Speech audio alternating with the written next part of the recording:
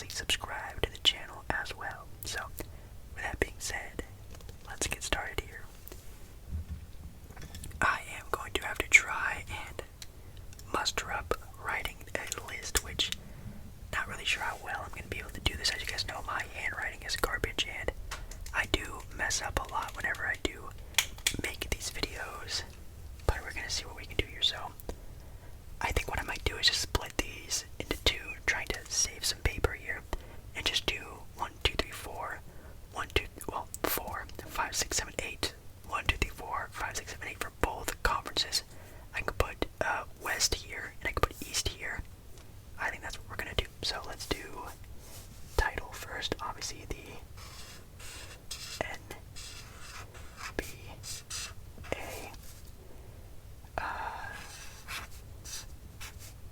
Oops.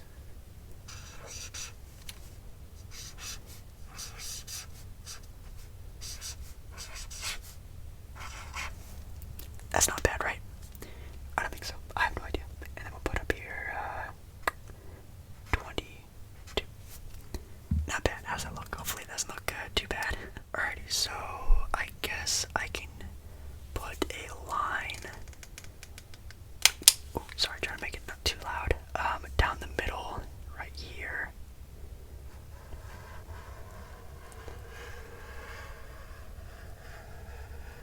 Like so. Voila, not bad. Imagine that it goes all the way over, I guess. That sort of makes me mad. Sorry if you have, like, I don't know, if that bothers you. That kind of bothers me, but top half we have the West, bottom half we have the East, and yeah, I guess we can just get started here. Let's do, I guess, number 1 here, 2 here,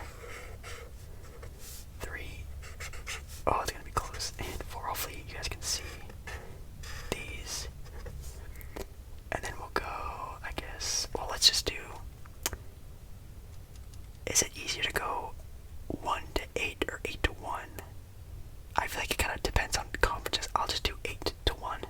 I'll just sort of map these out sort of fairly. Then we'll do 5, 6, 7, and 8 down here. Cool. And then I'll also talk about, you know, the play-in teams, the 9th seed, the 10th seed to play into the playoffs. Potentially, we'll talk about them as well, but those are going to be the, you know, the West, which I can put, I'll put on those later. I'll put East and West so you guys can tell which teams are, I guess, in which conference if you don't know that, but yeah, I guess we'll get started now. Alrighty, so up first we are looking at the 8th seeded team in the Western Conference. Oh man, that's pretty rough. Obviously taking into account, you know, things that are going on currently in the NBA, I'm going to try to, I guess, like foreshadow what's going to happen throughout this season. I am also foreshadowing no injuries, so take that into sort of some sort of, I guess, thought when I'm listening to these guys. Obviously, of course, injuries happen, sitting happens, resting happens. I'm just taking into account how these teams are built right now, and maybe some foreshadowing on how they will play throughout the year. And I think, oops, sorry, that's kind of an annoying sound. For the 8th seed, it's going to be a team that's going to be struggling to at least try to find themselves without their best player available. And as the 8th seed, I think the Clippers, without Kawhi Leonard for, I'm assuming, either the entire year or a vast majority of the year, are going to struggle. Of course, they still have Paul George. They still have basically everyone else on that team. You know, Terrence Mann. I think that's his last name, Terrence Mann. Obviously, with Reggie Jackson and the sort of playoff play that he had, you have the return of Serge Ibaka, Nicholas Batum. You have Morris coming back as well. The team is deep. It's good. Paul George is going to have to play out of his mind, but even with all that effort, they still only have really one go-to player, and that is Paul George. And a lot of these teams in the West have at least a duo, or, you know, a great player and a lot of good role players. And man, it's going to take a lot from the Clippers to convince me to sort of think that without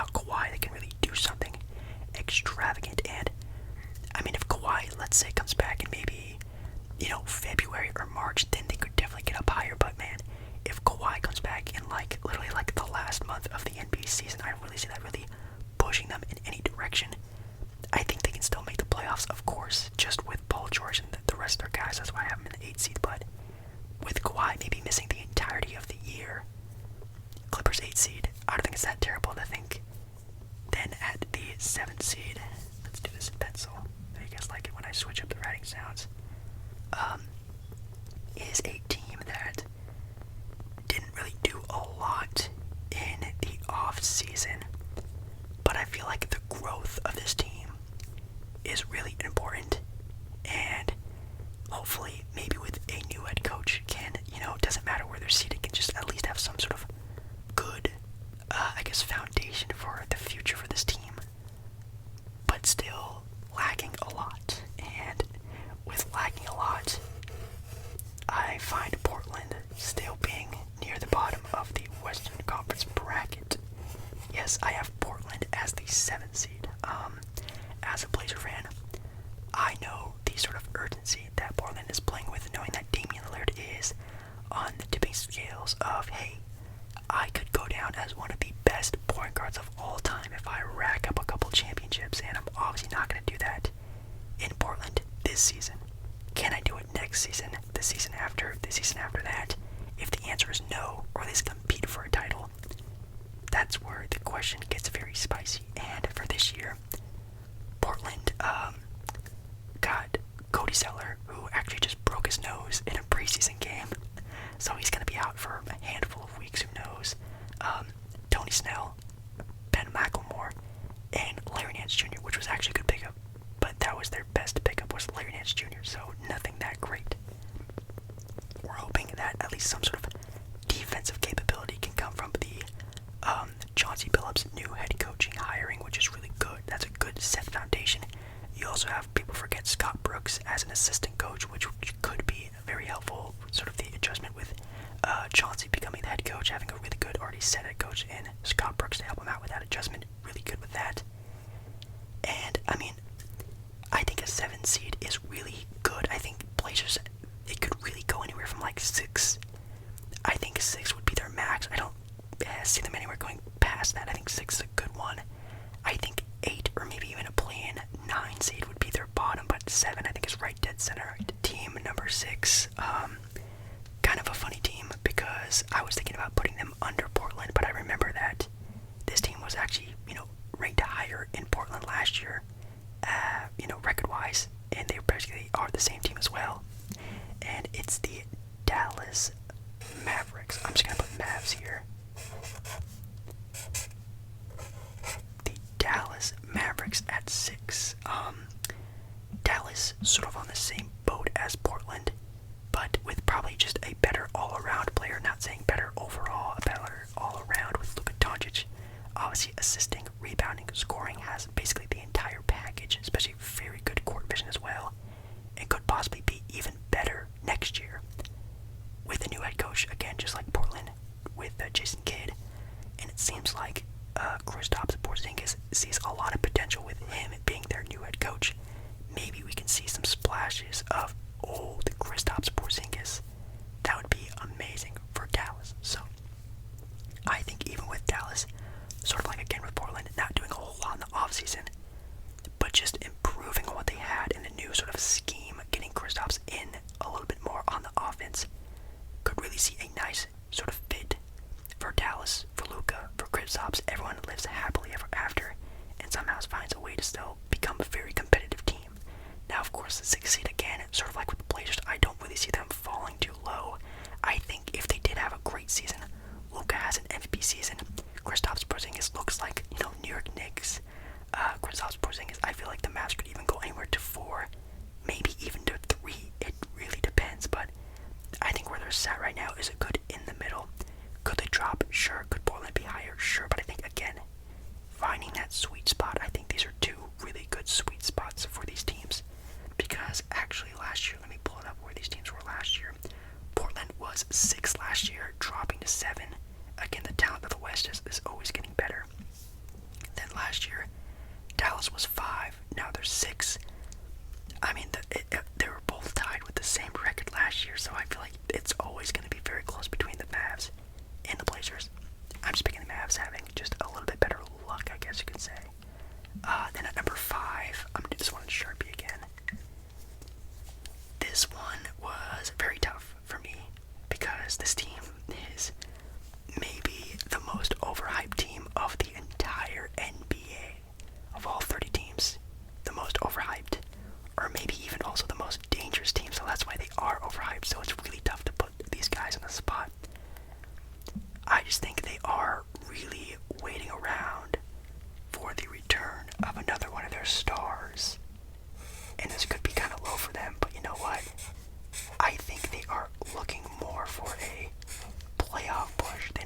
regular season push, I'm picking the Warriors at 5. Now again, taking into consideration the Warriors didn't really add anything different. They didn't make any big time trades. They didn't trade their draft picks. They basically are just a still very good, deep Warriors team waiting for the return of Klay Thompson. Now, let's just say the Warriors have a rocky start without Klay. Maybe their young guys don't play up to potential right off the rip. They are going to be very wishy-washy, I would say, until Klay can come back. They have more of a set rotation, and I would say maybe the more second half of the NBA season is where they make their big-time run and really hit their stride, which is perfect because, again, this Warriors team is built for the playoffs, for a title run. They still have Steph, Klay, Draymond. They have Iguodala back. They have a really good bench scorer coming out the bench with Otto Porter Jr.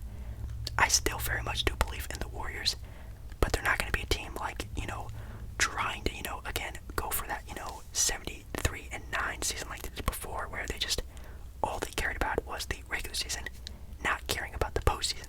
This Warrior team is mature, it's set, it's ready. They're going to have a lot of good young athletic players mixed in with the veteran set already. Warriors, franchise guys with Steph and Klay, so I believe in them. I feel like they'll be fine. They don't need to worry about seeding. They don't need that whoever they get matched up against. It's a terrifying matchup because they are so deadly. Warriors at 5. I think it's a perfect spot. Could they be even a 3 or 2 seed? Yes, but I think, again, sweet spot. 5 seed. Then up next we have the 4 seed, which I'm going to pull out already. A team I would actually rank higher if they had a fully healthy lineup, but they don't. They are missing their boy, Jamal Murray, the Denver Nuggets. I feel like this team has 1 seed potential. I think they do. I always think about Denver, them always having 1 seed potential. But we all know Jamal Murray's still going to be out for probably a handful of extra months. Probably won't be back until around, that Klay Thompson Christmas time, because he did, I think, injured or tore his ACL, something like that. He had a major leg injury, so he won't be back for a little bit. But even without that, Denver also had a very good season last year still, even without Jamal Murray. I feel like Jokic is coming back even in better health. I feel like that team having a more set in stone sort of rotation, adding in Jeff Green, adding in Aaron Gordon for an entire year, getting him more set in a role in his position, I think is going to be really good for the Nuggets as well. Yeah, I feel like there's nothing really bad to say about the Nuggets. And then once they do get Jamal Murray back, I mean, Jamal Murray was never an athletic guard. He was a really good just shooter, and I think he can still have that even with having an injured leg. Not going to take him a lot to get him back into rhythm. Same thing with Klay Thompson. So I got the Nuggets at 4. I find them still a very good powerhouse in the West. If, Jamal Murray does come back fully ready to go, all healthy. Same thing with Will Barton as well. He was fighting injury on and off throughout the years too. So Nuggets 4, not bad. At number 3, I feel like is a team that we all know they are the number one team in the West, but not the number 1 team standing wise. It's the LA Lakers now. Of course, with the Lakers, they're not looking to be the 1 seed. Could they be the 1 seed if they really wanted to? Absolutely no, duh. But it's just the fact that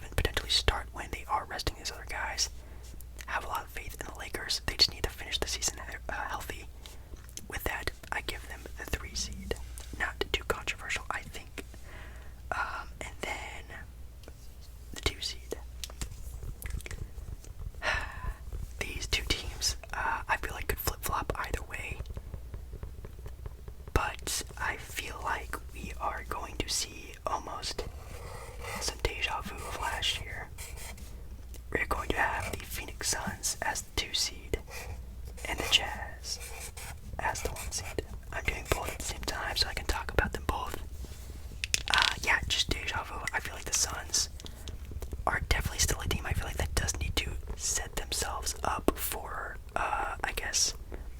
winning basketball. And same thing with the Jazz. I feel like they both do need to have good seedings to be good teams in the playoffs. And Jazz with 1 seed last year couldn't get it done. Obviously going up against a crazy talented LA Clipper team against, one of the best players in the league, Kawhi Leonard at the time. Also with Paul George, that team was playing fiery right at the sweet spot of the NBA playoffs. Who knows if they're sort of running that team next year in the playoffs, we'll have to see. But the Jazz, they're just the same team, and they're even deeper now with Rudy Gay off the bench. Donovan Mitchell looks like he might have a sleeper MVP caliber season, and hopefully Rudy Gobert can be that second option for that team, staying as a reliable Robin to the Batman of Donovan Mitchell. And then for the Suns, again, same thing with the Jazz. Devin Booker, sleeper MVP season. Hopefully DeAndre Ayton can keep up to that sort of Batman to the Robin of Devin Booker, and Chris Paul. I mean, he is the X factor of this team. How is he going to look being even older? Can he still stay up to that sort of crazy, floor general role? We'll have to see. Everyone else on that team was super young. I mean, Mikal Bridges, they had Cam Johnson, they had Cameron Payne, who had a crazy year as well. Can those guys still continue to develop and improve? I think yes. Suns 2 seed, Jazz 1. This is my 8 seeded standings for the West. Jazz, Suns, Lakers, Nuggets, Warriors, Mavs, Blazers, Clippers. As for the play-in teams, I think the Grizzlies, of course, but again, the Grizzlies actually, you could argue, got worse than they were last year. And then I also have just maybe, the Pelicans, of course. Obviously the Pelicans, I always talk about them, but maybe even a sleeper, fully healthy Wolves team. If the Timberwolves can stay completely healthy this year with Cat, D'Lo, 20-point per game, Anthony Edwards, I could find them being in a play-in series. So that's my 8. I feel like the teams that could move would be the Warriors, of course. If everything goes really well for them and their bench just plays superior, they could definitely move up. The Mavericks could definitely move up as well. It just depends on how well Jason Kidd starts off, and Kristaps and all those guys. The Blazers could easily move up or even move down. It really depends on the start that they have. I mean, if Blazers are not in the playoff position by like halfway through the year, Damian's probably gonna ask for a trade. And the Clippers, I feel like, are a team that could slip out and find themselves, 9th, 10th. Really depends on the play of that team. So yeah, that's the West. Alright, so now that the West is done, we're now on to the Eastern Conference. Arguably maybe even the harder conference to sort of rank and put up, but I'm gonna try my best. And for the 8th seed of the East, I think I'm already going to ruffle some feathers. Man, this is really tough. The East is so evenly matched. I mean, of course, they have their powerhouses, which we all know who they are. But from 4 to like 9 are teams that could flip and flop and whoop-de-doo all over the place. And I think for the 8th seed is a team that is really good, set in stone. But I think we can all agree that they overachieved last year, and I guess we're gonna have to see and really have them prove that it wasn't a fluke. But at the 8th seed, I have the New York Knicks. Now, I have not seen the Knicks schedule, and maybe if it's a good, easy schedule, then hey, I think that of course the Knicks could move up on this list. I feel like every single team could move up on this list, but as the Knicks, I think we all agree that they overachieved last year, and building off that, adding in Kemba Walker, Evan Fournier, sure, those can be really good set pieces, and that's awesome. But it's still overachieving, and it's still going to put them a little bit lower. Can they improve? Of course, I think they probably will be better than this, but I think as of right now, the other teams at the start of the year, before seeing any teams play together in chemistry and play style and all that stuff, I'm putting the Knicks at 8. I don't think it's bad. No shade. Not bad. At 7, it was actually a team that was pretty riddled with injuries, and still is a team that's definitely not as deep as I would like them to be. They also have a new head coach, a new front office basically, but I feel like even through all that uncertainty, their talent is still there. It's the Boston Celtics. Wait, is that how you spell Celtics? I think so. Yeah. Yeah. Okay. The Boston Celtics at 7. Again, the injury to Jaylen Brown really hurt this team a lot last year. And again, a new head coach, probably a new play style, not as deep as I would like them to be, but still very, very, very, very talented. Last year, I think they were the 8th seed in the East, and definitely had a pretty rough ending to the year. Starting off as like I think they were at the peak, somewhere at 3 or 4, but then obviously falling all the way to 8, which is pretty rough. But Tatum as well with Donovan Mitchell, Devin Booker going to be a sleeper MVP style of player this year. Gonna look really good. I still believe in them. I still think could definitely be, again, higher up on this list. But before the season has started yet, before seeing them play, before seeing how the coach is playing this new style that they're probably going to have to learn, I think 7 is not bad. I don't think it's terrible. It's an improvement. Hey, just look at that way. It's an improvement. At 6, I actually have another up-and-coming team, the Chicago Bulls. Yes, I think the Bulls in their first year are going to surprise a lot of people. A lot of people have the Bulls as the 8th seed. Obviously, with the Chicago Bulls and all their improvements, adding in Zach LaVine, we have also Alex Caruso, we have DeMar DeRozan, adding in just a deeper bench as well, having Kobe White come off the bench. I think it's amazing for them being finally a 2 guard, not trying to be their new starting point guard, with that being Lonzo Ball. I think it's going to really work out for them. I think they are a young team. They're going to try. They're going to win some games here and there. They're going to not be resting players like some of the other top dogs are going to be doing. I think they're going to look pretty good.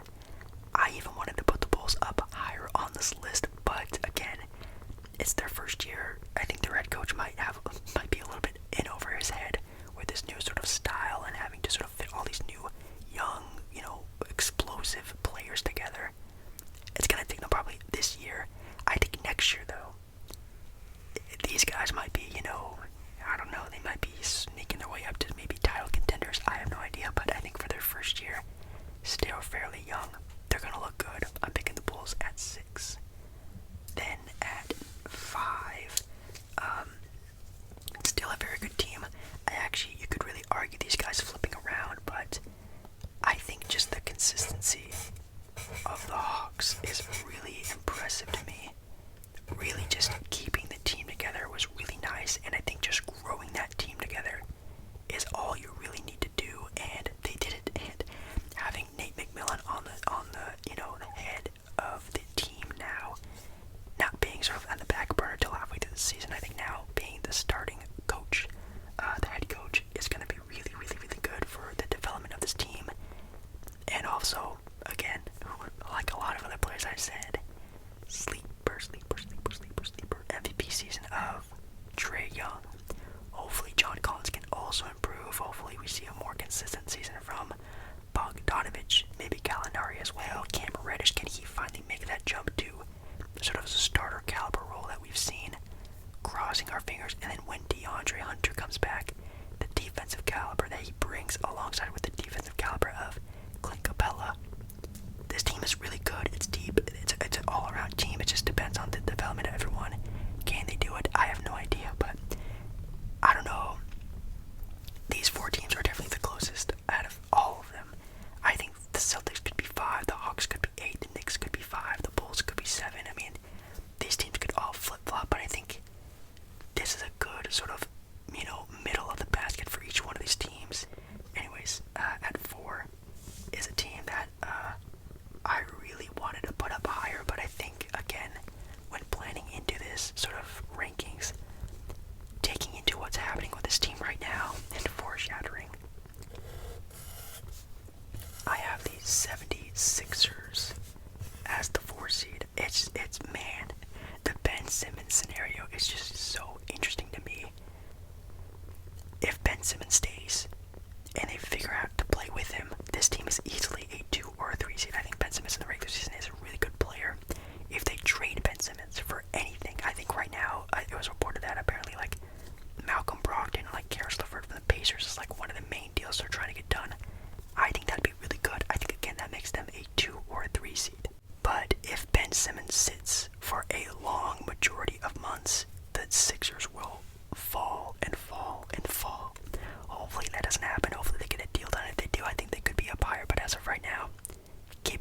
a sort of an area where maybe Ben Simmons sits maybe a month before it gets traded, maybe even 2 months before it gets traded. I have no idea. Hopefully that trade happens sooner rather than later, or he stays and makes up his mind. I don't know.